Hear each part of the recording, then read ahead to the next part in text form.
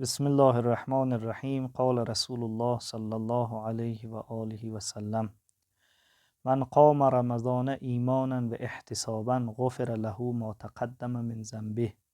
سلام و درود خدمت دوستان عزیز و بزرگوار. امیدوارم خداوند طاعات و عبادات همه ما شما را قبول و مقبول درگاه خودش قرار بده و توفیق بهره برداری از معارف ماه مبارک رمضان را برای ما عنایت فرماید.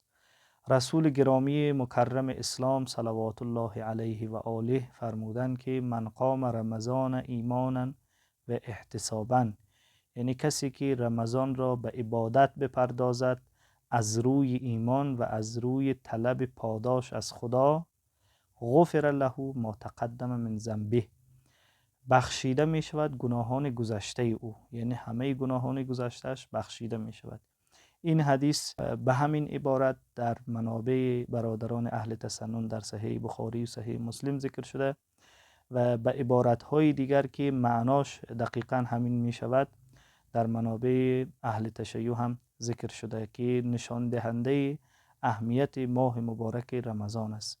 ان شاء الله خداوند برای همه ما شما توفیق عنایت فرماید که رمضان را از روی ایمان و احتساب به عبادت بپردازیم. ملکا ذکر تو گویم که تو پاکی و خدایی،